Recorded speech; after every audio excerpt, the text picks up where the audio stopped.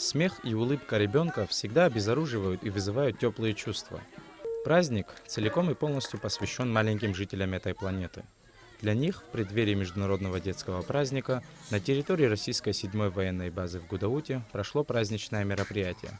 Программа включала различные развлекательные конкурсы для детей и взрослых. Основными участниками программы состязательных и развлекательных конкурсов стали около 200 детей из семей военнослужащих военной базы и Гудаутского района. Дети — это самое главное, все, что есть у человека, это наше будущее.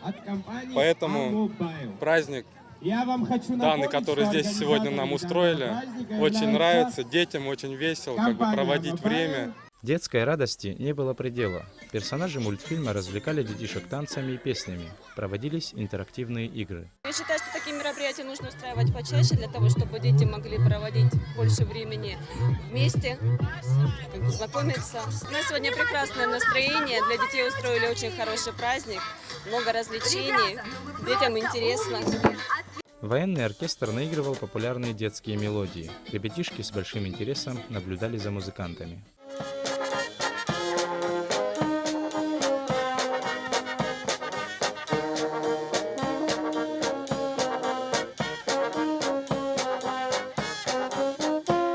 Детский хореографический ансамбль «Адац» исполнил абхазские и осетинские танцы. Празднику радовались не только дети, но и взрослые.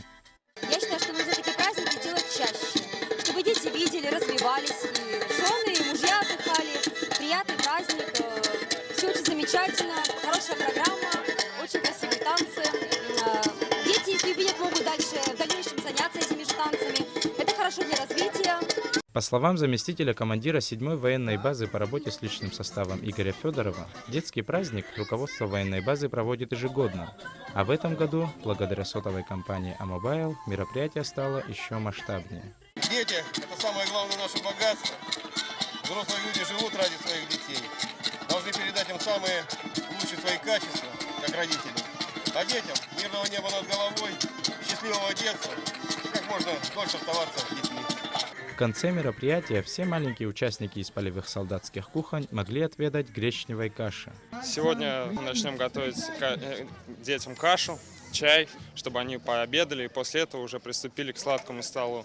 Мы планируем накормить в районе 1000 человек, в зависимости от желающих. После обеда спонсор подготовил для детишек напитки, сладости и мороженое. Праздничное мероприятие для детей было организовано командованием военной базы и различных творческих коллективов Абхазии и России при финансовой поддержке сотовой компании Amobile. Саид Джарсаля, Беслан Джинджоля, Абхазское телевидение.